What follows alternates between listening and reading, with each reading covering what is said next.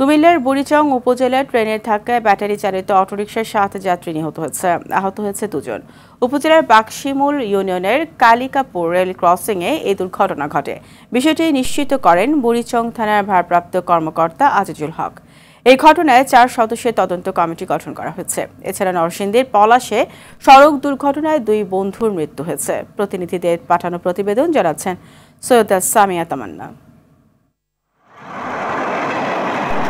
চট্টগ্রাম থেকে ছেড়ে আসা সুবর্ণ এক্সপ্রেস ট্রেনটি সকাল ১০টায় উপজেলার কালিকাপুর এলাকায় একটি অরক্ষিত ক্রসিং পার হওয়ার সময় যাত্রীবাহী একটি অটোরিকশাকে ধাক্কা দেয়। এতে রিকশাটি অন্তত আধা কিলোমিটার দূরে ছিটকে পড়ে দুমড়ে মুচড়ে যায়।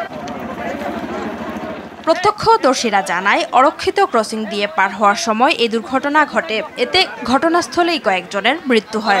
কোনো সিগন্যালের ব্যবস্থা নাই, কোনো কিছু নাই। রেলগেট না থাকার কারণে আসলে এই প্রতিনিয়ত দুর্ঘটনা ঘটছে। এর আগেও রাজাপুরে এরকম একটা ঘটনা ঘটানোর কারণে তারা বলছিল ১৫ দিনের মধ্যে এটা গেটের ব্যবস্থা করে দিবেন, কিন্তু এখনো হয় নাই। সরকারের কাছে বারবার বলি যাতে আমাদের এই গেটটা অতি শীঘ্রই আমাদেরকে এই গেটটা দিয়ে দেয়। এই ঘটনার পর ঘটনাস্থল পরিদর্শন করেন লাকসাম রেলওয়ে থানার উপপরিদর্শক মুস্তাফা কামাল। জানান, রেলগেট না থাকা ও অটোরিকশা চালকের ভুলে দুর্ঘটনা ঘটেছে। এটা অটো ড্রাইভারের দোষ, কারণ হচ্ছে সে কোনো দিকে না থাকায় রেল লাইনের উপর তুলে দিচ্ছে গাড়িটা। যখনই তুলে দিচ্ছে তখনই আর একেবারে গাড়ির মুখোমুখি পড়ে গিয়ে সবকে আসলে বলতে পারবো কয়জন মারা গেছে। এদিকে নরসিংদীর পলাশে ট্রলি ও মোটরসাইকেলের মুখোমুখি সংঘর্ষে সাকিব ও সিয়াম নামে ২ বন্ধুর মৃত্যু হয়েছে। সোমবার রাতে উপজেলার ডাঙ্গা ইউনিয়নের দৃষ্টিনন্দন সড়কে এই দুর্ঘটনা ঘটে।